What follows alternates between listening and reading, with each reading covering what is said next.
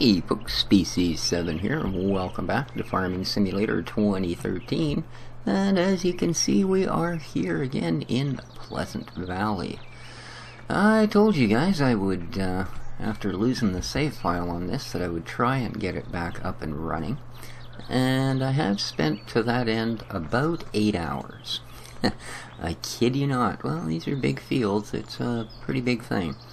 And I have, in that period of time, now not all the crops show up here, but basically what I've been doing is getting everything up to the point again. You can see we got some decent numbers here. Getting things up to the point where we can start working the factories again. I have the field across the road from the farm, which is what we had when we left off. A little bit different gear, but mostly that's been to speed this process up. During the process, I have found some good things and some not so good things about the map. One of the not so good things is rather concerning, and that's the fact that I was really looking forward to the delivery and pickup of goods and the crop dusting by aircraft. Problem being, doesn't seem like the whole airplane thing works all that great. I have the recommended planes from the PV pack, the Pleasant Valley packs. There were separate files that gave you just that. And I have tried all of them, and they all share a fairly common well, except for one, which didn't really seem to go at all. But they all seem to share one common problem. The controls might be fine for a tractor, they really suck at something as precise as flying an aircraft. It's not that they're badly bound, etc., like it's not because it's awkward to fly, although it certainly could be less so. It is, in fact, entirely because the responsiveness of the control scheme is just horrifying. I.e., I have successfully, just like this picture here, been in pretty much this position, lined up perfectly over center runway. And basically, you start tapping the throttle key down to zip is from that end, and you will not be slow enough to come to a stop on the ground by the time you reach the other end of the runway. The turning is the same sort of thing. It doesn't turn with the precision you need for an aircraft. To loop about, I've pretty much got to fly almost off the map to get back to here, you know, if I overshoot, which inevitably you will. So as far as, I'm never going to get in that fence, this is crazy. So as far as being able to do the really sort of tight little touch and go things that these things are supposed to do, I think it's going to become a lot like using the chipper and okay, and then there's that. I just simply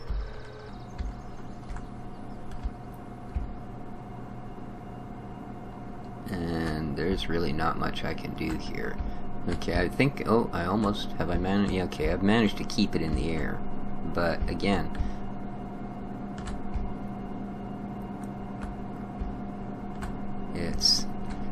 and also to maintain any sort of height, you either have to pretty much be going continuously up and down. Why? Because the aircraft don't have enough airspeed. Basically what that boils down to. Now you do have rudder controls. Oops.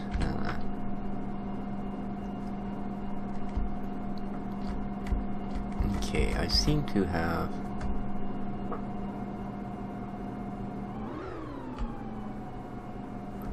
Alright, initiated some kind of a landing sequence. I accidentally pressed the Q key instead of the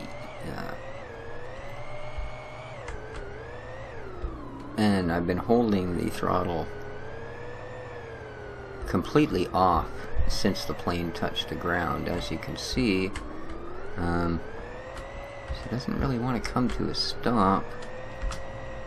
Now that's supposed to turn the prop off.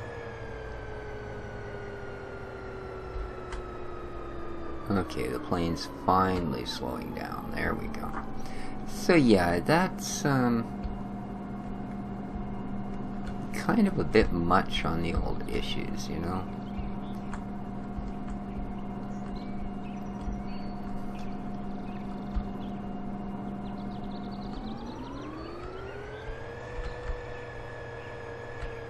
See if I can actually get her up to speed and get back off the ground.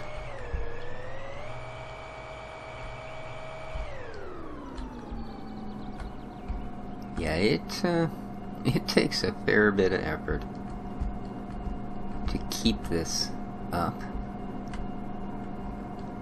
Now you can bank and that sort of thing. You have to be very conscious of your altitude because, like I said, they are so horribly underpowered.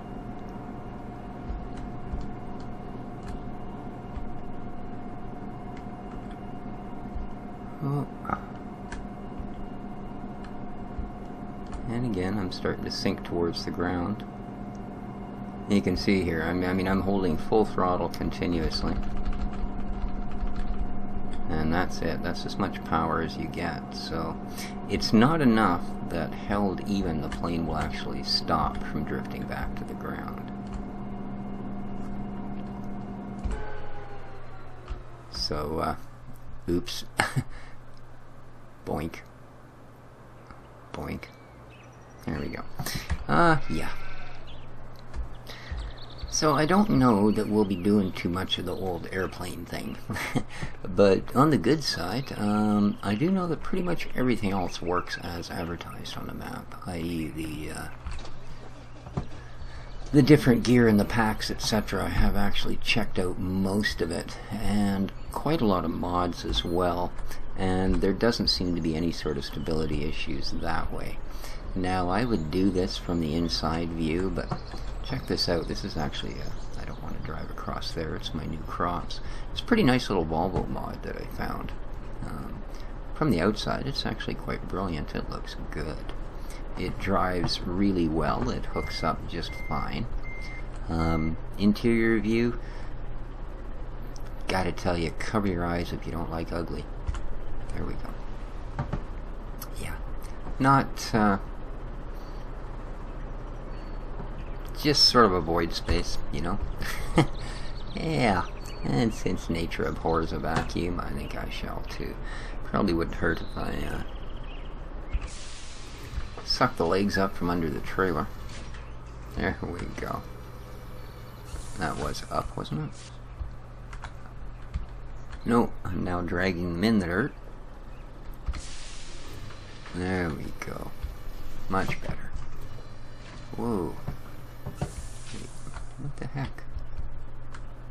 Alright, apparently, you don't want to be changing your camera angle while you're raising the legs because it wants to focus on the legs. Oh, there. What the heck is going on here?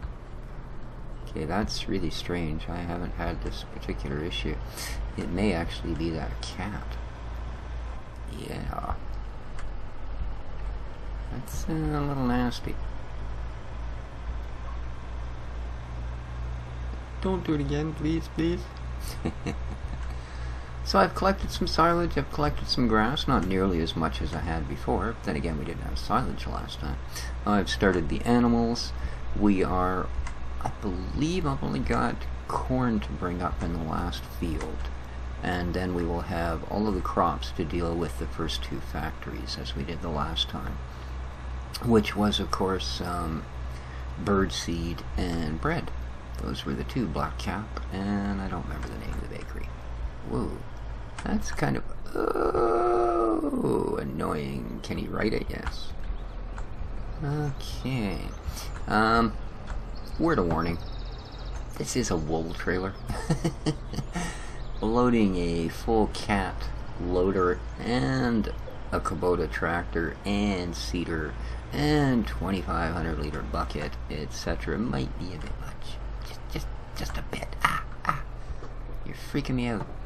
So yeah, I have, wow, the slightest bit of a corner. There we go. I have been trying to get us caught up on this. So for those of you that still wanted to see this as a series, I'm doing my best, guys. I really am. Now, this guy, if I remember rightly, it's been a while, is, yeah, that's what I thought. We're going to put the stand down. We're going to lower the ramps. That's beautiful. We're going to unlock the load. Nice. Doo-doo-doo-doo. Let's climb in our little Kubota. I have this guy up here with a cedar on the back, because I have purchased field 31, which is right here. And I thought we'd plant some corn there so we could keep up on our silage. It's not a very big field, so it's not like a lot of the times where you end up cutting corn for silage once and then that's enough to get you through. So we had just at the end of the last one, before I lost all the save files, we're upgrading our sheep from 50 to 100, so I have done that. We still have the same amount of cows and chickens, and they haven't been dealt with. And we still have 0 piglings. So, no piggies. No piggies. Alright. Yes, sir. Can wait there. I do like this Kubota tractor. May not be the most modern and funky looking, but I like Kubota tractors. Tank's Best. Never heard of them. See, Kubota tractors I've heard of. Tank's Best? Nah. Alright. Now this cat I'm not that terribly impressed with either. This is from the PV Extremes or Preferred pack. And, I mean, it's obviously a reskinned lizard. That, oop. Okie dokie. The bucket was actually on the other side of that blue, yeah. Not the smartest thing I've ever done. Alright. Yeah, it's a reskinned lizard, obviously. But the thing that they haven't done is set the bucket properly. Like, it's got that whole really badly elasticy thing going on. And I mean, way worse than most stuff that you see that does that. Excuse me. So I'm not fond of that, because it also does it when you're driving, you see? It's almost like it's going to shake it right off. So, but there's not a lot. Oh goodness, excuse me again. I don't know what brought that up. Not a lot of silage, but I have managed to put a little bit up. To be exact, it will exactly one trailer full, 55,500 or 18%. And I really wanted to get this guy up here because, as you saw, we're only 3% compacted. And I know that these loaders do an excellent job of compacting. There we go, 100%.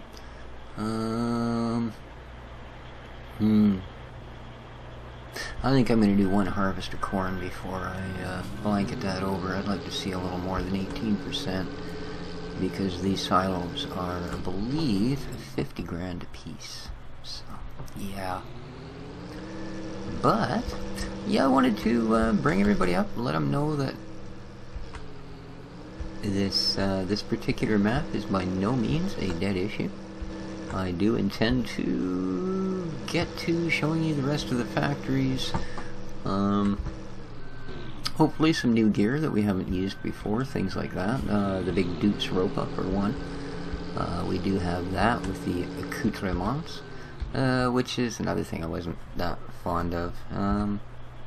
If we go...